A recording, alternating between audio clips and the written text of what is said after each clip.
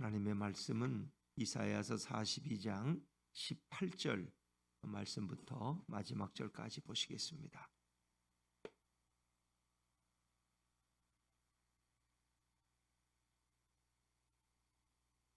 이사야서 42장 18절부터 마지막 절까지 말씀, 저와 여러분이 한 절씩 교독하십니다. 너희 못 듣는 자들아 들으라. 너희 맹인들아 밝히 보라. 맹인이 누구냐? 내 종이 아니냐? 누가 내가 보내는 내 사자같이 못 듣는 자겠느냐? 누가 내게 충성된 자같이 맹인이겠느냐? 누가 여호와의 종같이 맹인이겠느냐?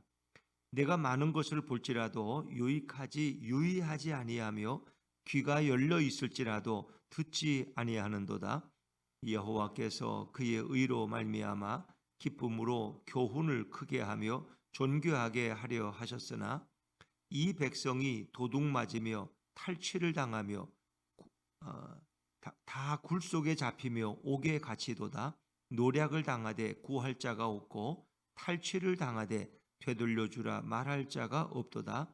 너희 중에 누가 이 일에 귀를 기울이겠느냐?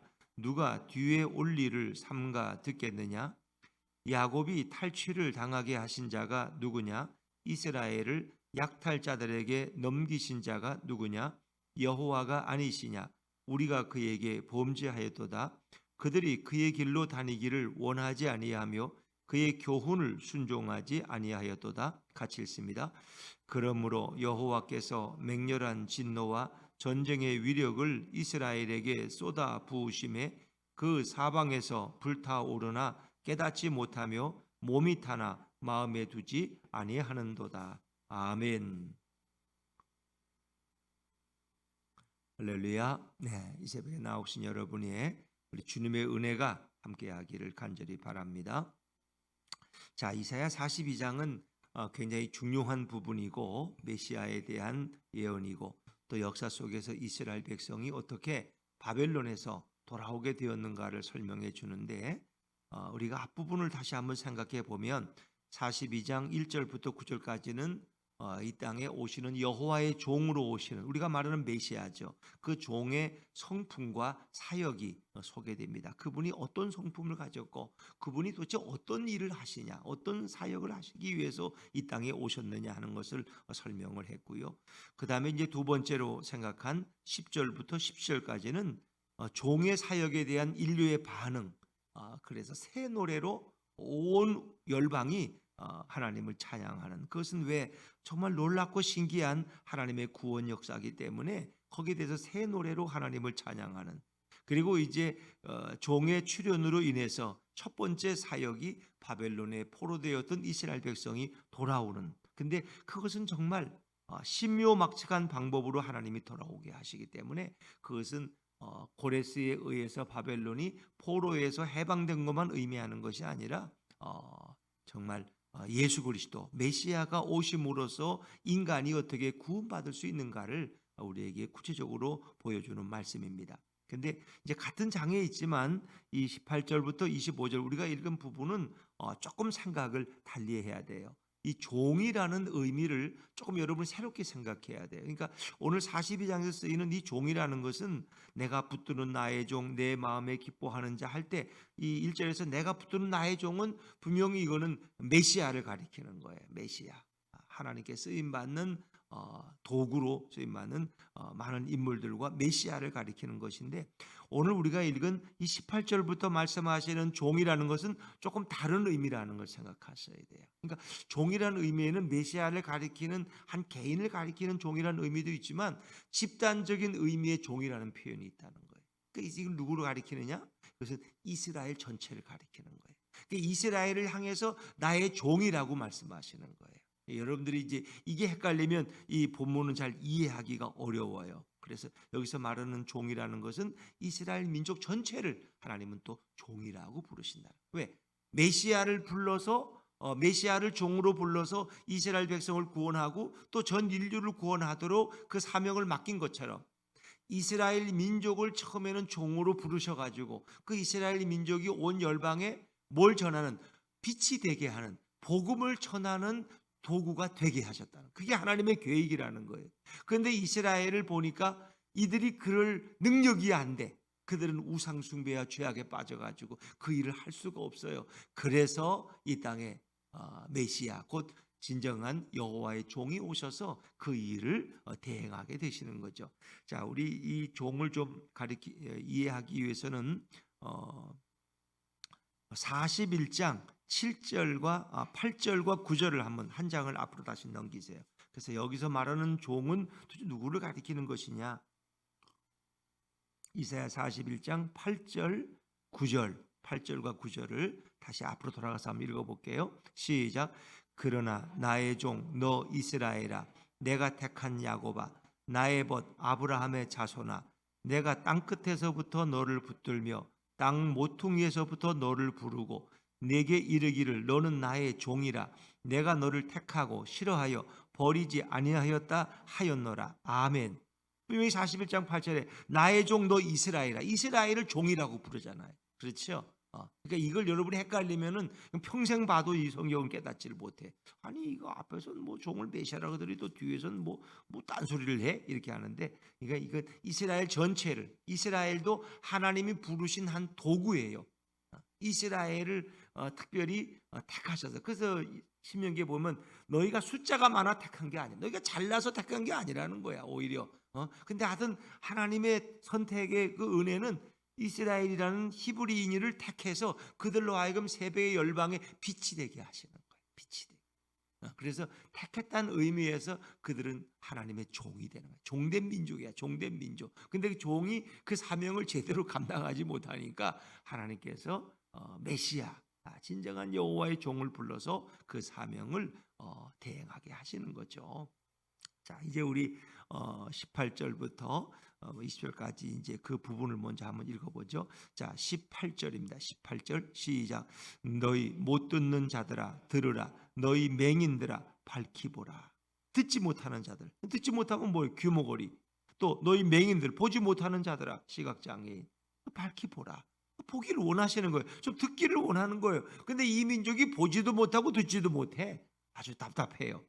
자, 그래서 19절에 그 말씀이 연속해요. 그래서 이 답답함을 우리가 하나님의 하나의 애도, 하나님의 슬픔이라고 우리가 그렇게 표현할 수 있어요. 또 제가 이 백성은 이게 뭐 알아듣지를 못해. 자, 19절 말씀을 좀 읽어보죠. 19절입니다. 시작. 맹인이 누구냐? 내 종이 아니냐? 누가 내가 보내는 내 사자같이 못 듣는 자겠느냐? 누가 내게 충성된 자같이 맹인이겠느냐? 누가 여호와의 종같이 맹인이겠느냐? 다 그들은 맹인이고 듣지 못하고 보지도 못해. 근데 19절에 보니까 맹인이 누구냐? 내 종이 아니냐? 그 얘기는 내 종이 바로 맹인이라는 거야. 그거 말하는 내 종은 메시아를 종을 가리키는 게 아니라 집단적인 의미에서 이스라엘 민족. 내가 택한 이스라엘 민족은 이 맹인이라는 거야. 그들이 보지 못하는 자들이라는 거야. 그리고 그들이 이 종과 같은 의미로 쓰이는 말들이 내 사자예요. 누가 내가 보내는 내 사자같이 못 듣는 자겠느냐? 이 듣지 못하는 자들이 바로 내 사자 같은, 내 사자가 누구냐? 하나님이 도구로, 사자라는 건 어디 이렇게 사명을 줘서 파송하는 사람이 사자야. 그런데 이 사자가 누구냐? 내 종인 바로 이스라엘이야. 이스라엘을 열방의 빛으로 파송하려고 세웠는데 이들은 또 듣지도 못해. 보지도 못하는 것만 아니라 듣지도 못해. 누가 내게 충성된 자같이 그래서 충성된 자라는 것은 친밀하다는 거예요. 친밀. 하나님은 이스라엘과 친밀하죠. 친밀한 자들. 내게 충성된 자같이 맹인. 그 친밀한 자들도 바로 맹인이야. 그러니까 이스라엘이 여기서 말하는 종, 사자, 충성된 자 다 이스라엘을 가리키는 거예요. 누가 여호와의 종같이 맹인이겠느냐? 여호와의 종이 맹인이야. 보지 못하는 자들. 그러니까 이스라엘이라는 민족은 맹인처럼 보지도 못하고 귀머거리처럼 듣지도 못하는 어리석은 자들이라는 거예요. 이게 이사야를 통해서 하나님의 슬픈 마음을 여기에 시적으로 표현하고 있는 거예요. 보아도 들어도 보지 못하고 깨닫지 못하는 내 종, 그게 바로 여기서 이스라엘 민족의 우둔함과 어리석음, 완악함을 가리키는 표현이다. 이렇게 이해하시면 돼요. 자, 그래서 여기서 한 걸음 더 나아가서 연결된 것이 20절 말씀이에요. 20절을 같이 읽죠. 시작. 내가 많은 것을 볼지라도 유의하지 아니하며 귀가 열려 있을지라도 듣지 아니하는도다. 앞에서 듣지 못한다더니 또 듣기는 들어, 또 보지 못한다더니 이제 보기는 봐. 그러면 보기는 보고 듣기는 듣는데 결국 그 보지 못한다는 건 뭐예요? 깨닫지 못한다는 거예요. 깨닫지. 그러니까 이제 전에는 보지도 못하고 듣지도 못했는데 보기는 봐, 듣기는 들어. 그런데 갔다 와서 보고 와서도 아무것도 몰라. 그건 뭐예요? 깨닫지 못한다는 거예요. 깨닫지. 그러니까 무지한, 영적으로 무지한 백성. 이게 제일 문제야. 예배는 드려, 찬송은 불러, 성경 암송도 해. 근데 깨닫지를 못해. 깨닫지를 못해. 예수가 누군지 모르고 하나님이 누군지 몰라. 예배도 드리고 헌금도 드리고 왔는데, 봉사도 가서 오늘 식당 봉사도 30분이나 하고 왔는데 예수가 누군지 몰라. 깨닫지 못한다. 이게 이스라엘 민족의 문제야. 이게 또 우리의 문제야. 근데 그들을 집단적인 의미로 종이라고 표현하고 있는 거예요. 그러니까 정말 이런 이 완악한 백성들 때문에 메시아이신 예수님이 오시지 않을 수가 없었다는 것입니다. 이제 그걸 이제 또 설명해 나가요. 자, 우리 21절 말씀으로 넘어가 볼까요? 21절입니다. 시작. 여호와께서 그의 의로 말미암아 기쁨으로 교훈을 크게 하며 존귀하게 하려 하셨으나, 여호와께서는 그 당신의 의로움, 시데카라고 하는 당신의 그 하나님은 의로우시잖아요. 공의로우시잖아요. 그분의 그 의로 말미암아 기쁨으로 교훈을 크게 하며, 여기서 말하는 교훈, 작은 입원이라고 돼 있죠. 작은 입원을 밑에 내려오면 뭐라고 써 있어요? 율법이라고. 하나님은 이스라엘 민족에게만 율법을 주신 거야. 그러니까 율법이 이제 나쁜 의미의 바리새인들이 깨닫지 못하는 그 율법의 의미가 아니라 하나님의 말씀을 주시고 계시를 주셨다는 얘기예요. 그들에게. 그리고 그들에게 율법을 줘서 깨닫게 하고 존귀한 백성으로 쓰이려고 그렇게 했는데, 그들은 율법을 읽기는 읽어도 그 율법의 의미를 바로 깨닫지를 못하는 거예요. 하나님의 교훈을 줘도 읽기는 읽어. 근데 그 의미를 깨닫지 못한다. 그래서 엉뚱한 짓을 해. 율법을 줘도 듣기는 듣고 읽기는 이런데 가서 우상 숭배하고 하나님을 알지 못해 하나님을 떠나고 하나님을 속상하게 만들고 하나님을 거역하고 하나님을 배신하고 죄의 노예가 되고, 이거 어떡할 거예요? 이 참 답답한 민족이야. 교훈을 주고 존귀하게 하려고 하나님이 그렇게 계획하시고 하셨지만 그 백성은 결국은 어리석은 자들이 되어서 이 귀한 말씀에 이 하나님 자녀라는 이 택함 받은 종이라는 놀라운 특권들을 다 상실해 버리고 빼앗겨 버리고, 그리고 남의 집에 끌려가서 매나 맞고 종살이나 하는 이런 자가, 여러분, 내가 귀하게 낳은 아들이 정말 귀한 인물이 되라고 잘 키웠는데 이 아이가 남의 집에 가서 도둑질이나 하고 매나 맞고 거기서 이렇게 뒹굴고 있다면 얼마나 부모 마음이 속상하겠어. 그러니까 이스라엘 백성이 그런 꼴이 됐다는 거예요. 자, 22절 말씀, 22절입니다. 시작. 이 백성이 도둑 맞으며 탈취를 당하며 굴 속에 잡히며 옥에 갇히도다. 노략을 당하되 구할 자가 없고 탈취를 당하되 되돌려주라 말할 자가 없도다. 내가 이 아들을 어떻게 키웠는데, 내가 얘를 어떻게 낳았는데, 내가 어떻게 낳았고, 내가 너 하나만은 정말 잘 키우려고 너는 고생도 안 시키고, 너는 다른 애들은 넌 입고 떨어진 거 입고 다니, 너는 새 것만 입었고, 너는 신발이 찢어진 걸 신어본 적이 없고, 너는 옷도 제일 좋은 옷만 입혔고 말이야. 그냥 다른 애들하고 달라. 어릴 때부터 너는 그렇게 키워놨는데 너가 이렇게 이 어리석은 자가 돼서 남한테 가서 노예 일이나 하고 굴 속에 잡히고 옥에 갇혀가지고 이렇게 잘못해서 그 죄의 값을 치르느라고 이 고생하고 있으니 이걸 어떻게 하면 좋으냐는 거야. 어떻게 되돌려주라 말할 자가 없어. 왜? 그들은 너무 완악한 백성. 그렇게 많은 복과 특권을 줬음에도 불구하고 그 은혜를 깨닫지 못하고 엉뚱한 곳에 가서 남에 가서 품꾼 노릇이나 하고 도둑질이나 하고 도둑이나 맞고 다 빼앗기고 그 좋은 은혜들을, 이 어리석은 거예요. 도체가 이 일에 이 일을 듣고 누가 이걸 판단해 주겠냐는 거예요. 그게 23절 말씀이에요. 너희 중에 누가 이 일에 귀를 기울이겠느냐? 누가 뒤에 올 일을 삼가 듣겠느냐? 이게 어리석은 자들에 대한 탄식이에요. 탄식. 도대체 이 상황을 누가 듣고 누가 이해할 수 있겠냐? 그래서 구체적으로 하나님은 당신의 백성을 결국은 이런 바벨론의 손에 넘겨줄 수밖에 없어. 왜? 그렇지 않으면 이들은 어떻게 그냥 망할 수밖에 없어. 그래서 죄값도 치러야 되고, 그래서 그들이 바벨론 포로로 끌려가서 그 고난을 당하는 거예요. 그러니까 자기 자식을 내가 붙잡아서 경찰서에 데려다주는 부모의 심정을 한번 생각해 보세요. 어느 부모님들 자기 아들이 잘못한 건 알지만 그 아들을 경찰서에 잡아다 주겠어? 이놈은 경찰서 가서 좀 고생을 해야지 정신을 차리지 그냥 집에 둬서는 안 되겠다는 거야. 왜? 이러다는 완전히 망하겠어.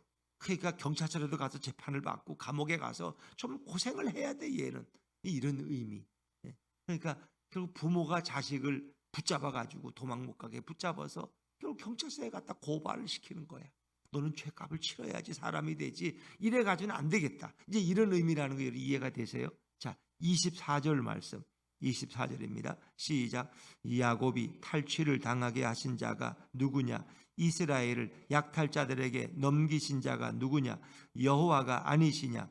우리가 그에게 범죄하였도다. 그들이 그의 길로 다니기를 원하지 아니하며 그의 교훈을 순종하지 아니하였도다.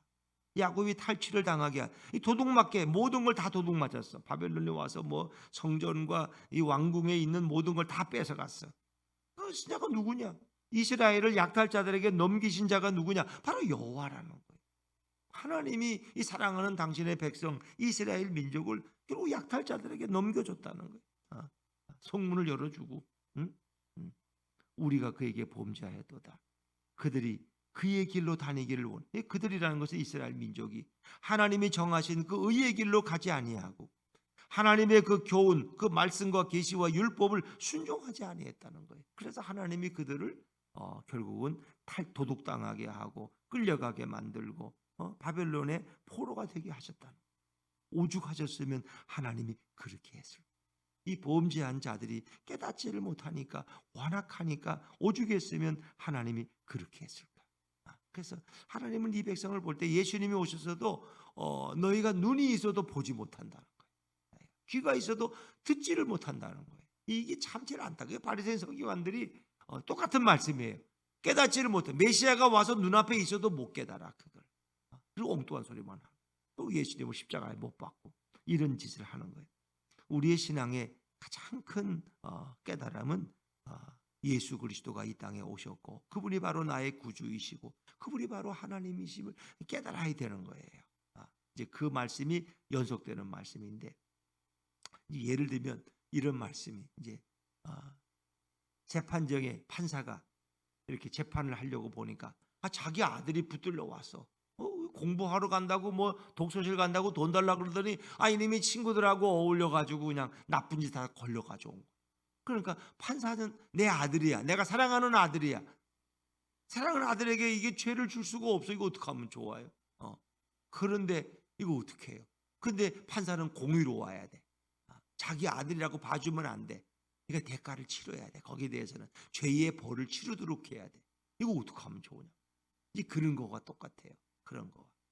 그래서 뭐 다른데 이제 그런 입은 뭐 벌금을 매기고 벌금을 아들이 낼 능력이 없으니까 자신이 대신 내주는. 또 아들이 이런 심한 노동을 해야 된다면 자기가 대신해주는 그런 의미로 생각하시는. 그러니까 하나님은 공의로우시고 또 동시에 하나님은 사랑의 하나님. 이 인간들이 이렇게 하나님의 사랑을 받지만은 인간들이 범죄해서 공의로우신 하나님은 그들을 또 심판하셔야 돼. 그러니까 하나님은 어떻게 해요? 결국 누구를 보낼 수밖에 없어요? 예수님을 보낼 수밖에 없다.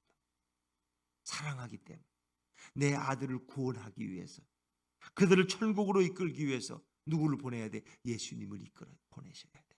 그게 바로 여호와의 종 메시아를 보내셔야 돼. 그리고 메시아가 와서 이 내 자식의 이 모든 죄를 해결할 길이 없어. 그래서 메시아로 오신 그분이 이 내 아들의 죄를 다 담당하시는 거예요. 그리고 그 죄를 짊어지시고 십자가에서 대신 매를 당하시고 대신 고난을 당하시고 대신 죽음을 당하시고 그분이 피를 흘리심으로 내 아들의 모든 죄를 보혈로 다 씻어 주신 거예요. 그러면 하나님이 자녀를 버리지 않았어. 이게 사랑이 성취됐죠. 또 한 가지, 하나님은 공의로우셔. 체다크라고 하는 그 공의를 이루신 거야. 공의. 우리 아들은 잘못해도 야 너는 내 아들이니까 뒤로 빠져 빨리 집에 가 있어 이런 게 아니고 너의 죄값을 내가 대신 치르겠다. 너가 맞을 매를 내가 맞고 너가 노역을 하면 내가 노역을 하겠다. 그러니까 부모가 대신 그것을 막아줘. 그것이 바로 메시아의 사역이라는 거예요. 그래서 하나님의 공의와 하나님의 사랑 두 가지를 다 만족시키는 분이 누구냐? 예수 그리스도 메시아예요. 여러분 이제 그걸 깨달으시면 되는 거죠. 이제 그런 의미예요. 그런 의미. 그래서 메시아가 오실 수밖에 없었다는 거예요. 그러니까 죄인에 대한 사랑은 표현하시면서도 죄인에 대한 그 공의와 심판을 하나님은 행하시는데 그 심판을 누가 대신 이 땅에 오신 예수님이 우리 대신 그 죄값을 치르시고 매를 맞으시고 고난을 당하시고 그래서 그거 뭐 이사야 50장 뭐 그가 찔림은 우리의 허물 때문에 그가 상함은 우리의 죄악 때문에 그가 징계를 받음으로 우리가 나음을 이루고 그렇죠. 그분이 우리 대신 모든 징계를 당하고 내 상처가 아물고 내 죄의 문제가 해결되어진다. 자 25절 말씀을 이제 읽어보죠. 25절입니다. 시작. 그러므로 여호와께서 맹렬한 진노와 전쟁의 위력을 이스라엘에게 쏟아 부으심에 그 사방에서 불타오르나 깨닫지 못하며 몸이 타나 마음에 두지 아니하는도다. 이 백성은 이렇게 매를 맞아도 깨닫지를 못하는 백성이야. 이 백성. 근데 지금도 그 백성은 깨닫지 못한다는 거 아세요? 누굴 가리키는 거예요? 유대인, 이스라엘 사람. 지금도 못 깨닫고 있어. 그 사람은. 지금도 하나님이 신이 이 땅에 오신 예수 그리스도를 그들은 거부하고 영접하지 않아. 아직도 못 깨닫고 있어. 그렇게 매를 맞았잖아요. 이스라엘이 매를 좀 맞았어요? 네, 여러분 보세요. 2000년 동안 나라를 잃고 여기저기 흘려다니면서 종살이하고 괴로움 당한 그 역사가 2000년이야. 얼마나 많아. 그러니까 바벨론 70년은 비교가 안 돼. 2000년 동안 그 나라 잃은 서러움을 가지고 여기저기서 학대당하고 유대인들은 다 욕해. 저놈들 나쁜 놈들이라고. 오죽 했으면 히틀러까지 와가지고 유대인들은 400만을 가스실에다 집어넣어서 이놈들이 예수님을 십자가에 못 박은 놈이라고 이래가지고 뭐 히틀러가 옳다는 게 아니라 그 히브리인들이 미워서 그렇게 한 거고 그건 개인적인 감정 때문에 그렇게 한 거예요. 뭐 누가 얘기를 들으니까 그렇더라고. 히틀러의 어머니가 바람이 났는데 그게 돈 많은 유대인하고 바람이 났다는 거야. 그러니까 어릴 때부터 집안에 분란을 보고 온 거야. 유대인이면 일을 가라. 유대인들이 또 고생하면 똑똑하기 때문에 돈은 잘 벌어요 또. 그래가지고 부자로 살고 그러니까 뭐 너무 집이 가난하니까 어머니가 유대인하고 바람이 난 거야. 그게 히틀러의 마음속에 큰 상처야. 그래서 내가 복수한다는 게 이제 그런 핑계를 붙여가지고 히브리인들 400만이나 괴롭혀 죽이고 가스실에 집어넣고 이 참 역사의 아이러니한 거죠. 어찌 보면 다 그런 거야. 뭐 우크라이나 러시아 뭐 무슨 공의로운 전쟁이야? 푸틴이 기분 나쁘니까 그 짓 하는 거지. 다 이런 어쩌면 장난기 같은 일에 수많은 생명들이 죽어가고 있는 거야. 참 여러분 이제 그런 의미를 생각하시면 되죠. 아직도 깨닫지 못하고 마음에 두지 않고 있어요. 그러므로 여호와께서 맹렬한 진노로 그들을 바벨론의 손에 붙이고 전쟁의 위력을 이스라엘에게 쏟아. 전쟁을 얼마나 많이 겪었어 이스라엘. 그렇죠? 전쟁의 와중에서 수많은 사람이 죽고 불타고 괴로움 당하고 사방에서 불타오르고 집이 타고 예루살렘 성전, 예루살렘 왕궁 다 불타버리고 그래도 깨닫지 못하고 마음에 두지 아니하는 백성이 바로 이스라엘 민족이라. 그래서 앞에서 말한 여호와의 종의 의미와는 다른 민족적인 의미, 이스라엘 민족을 그래서 종이라는 표현은 성경에서 두 종류로 쓰인다는 거예요. 하나님의 택함 받은 사람들 또 뭐 모세나 아브라함 또 그런 사람 종이라 아브라함 내 종이고 또 시몬 내 친구라고도 하시고 그리고 메시아가 여호와의 종으로 그러나 집단적인 의미에서는 이스라엘 민족 그 죄악된 이스라엘 민족을 하나님은 종이라고 부르고 계신다는 걸 여러분이 이해하셔야지 이 본문을 이해하실 수 있어요. 그래서 깨닫지 못하는 죄가 얼마나 큰지 그래서 우리는 늘 뭐예요? 제게 예수님을 알게 해주십시오. 제게 계시의 문을 열어달라고 성경을 읽어도 성경의 의미를 모르면 그것처럼 답답한 게 있어요. 그렇잖아요. 그래서 우리가 예수님을 바로 아는 것이 너무 중요하고, 이 성경 39권은 또 구약 39권, 신약 27권은 66권은 다 예수님에 관한 책이라는, 이 땅에 오신 하나님이 바로 예수 그리스도, 그걸 바로 알아야 돼. 그래서 그분을 내 인생의 주인으로, 내 삶의 왕으로 모셔드리고 그분의 말씀에 순종하며 살아가는 것이 최고의 행복인 것을 알아야 돼. 그래서 붕어빵을 이렇게 나눠주면서, 이 붕어빵은 이제 목요일마다 저희들 2시부터 이제 한 4시까지 이렇게 하는데, 이 붕어빵 누가 주시지? 그러면 아이들이 이제는 뭐 훈련이 돼가지고 예수님이 주셔요. 예수님이. 근데 가끔 엉뚱한 애들이 있어. 어제는 물었더니 내가 이제 할 사람이 없어. 내가 이제 봉사하느라고 이 붕어빵을, 부처님이요. 그래서 아니야, 부처님은 아니야. 예수님이 주시는 거야.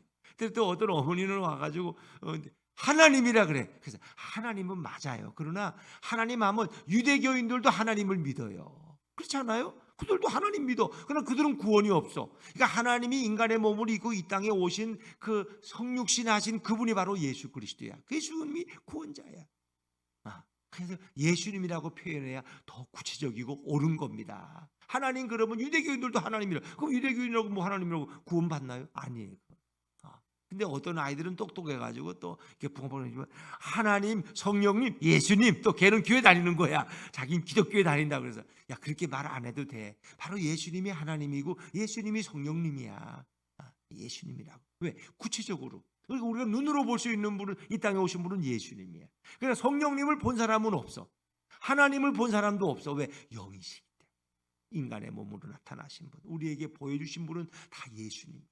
그래서 예수님을 고백하면 돼. 그래서 제가 그 얘기를 하면서, 북한에서는 뭐예요? 그 어릴 때부터 뭐예요?